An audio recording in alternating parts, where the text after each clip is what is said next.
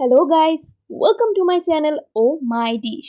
আজকে আপনাদের জন্য নিয়ে এসেছি রেস্টুরেন্ট স্টাইলের হোমমেড জাপানিজ স্টিক রেসিপি। একবার বাসায় বানালেই আর বাইরেরটা খেতে ইচ্ছে করবে না। তাহলে চলুন দেরি না করে শুরু করে দিই জাপানিজ স্টিকের অসাধারণ রেসিপি। প্রথমেই সিদ্ধ করে নেওয়া আলুগুলো ম্যাশ করে নিয়েছি। স্বাদমতো লবণ, গোলমরিচ গুঁড়ো, চিলি ফ্লেক্স, পুদিনা পাতা আর কর্নফ্লাওয়ার দিয়ে ভালো করে মাখিয়ে নেব, যাতে একদম মসৃণ আর নরম হয়। ভালোভাবে মাখানো আলুই আমাদের স্টিককে দারুণ টেক্সচার দেবে, একদম মেল্ট ইন মাউথ। এবার মাখানো আলুটাকে লম্বা রোল আকৃতির করে নেব, যাতে বেলতে সুবিধা হয়। আমি নিচে একটা ট্রেসিং পেপার দিয়ে নিয়েছি, আর আলুটার এরকম শেপ দেওয়া হয়ে গেলে এটার উপর আরেকটা ট্রেসিং পেপার দিয়ে দেবো, যাতে বেলুনে না লাগে। এখন হালকা করে বেলে নেব, কিন্তু লক্ষ্য রাখতে হবে যাতে আলুর স্টাফটা বেশি পাতলা না হয়ে যায়। এবার ছুরি বা পিৎজা কাটার ব্যবহার করে স্টিকগুলো কেটে নেব।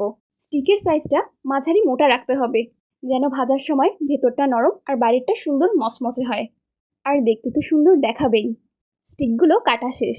এবার প্যানে তেল দিয়ে মাঝারি আঁচে গরম করে নিলাম, আর একে একে স্টিকগুলো ভাজতে দিয়ে দিলাম। স্টিকগুলো তেলে ছাড়ার সময় সব একসাথে দেওয়া যাবে না, এতে ভাজা ঠিক মতো হবে না। প্রত্যেকটা যেন পারফেক্টভাবে ভাজা হয় সেই জিনিসটা লক্ষ্য রাখতে হবে। আর এরই মাঝে আমাদের স্টিকগুলো গোল্ডেন ব্রাউন কালার হয়ে গেছে। এবার তেল ঝরিয়ে স্টিকগুলো সব উঠিয়ে নেব। দেখলেন তো খুব সহজেই কিভাবে তৈরি করে ফেললাম জাপানিজ স্টিক। এরকম সুস্বাদু মজাদার স্ন্যাক্স বড় ছোট প্রত্যেকেরই পছন্দ। আপনারাও করে অবশ্যই জানাবেন। আল্লাহ হাফেজ।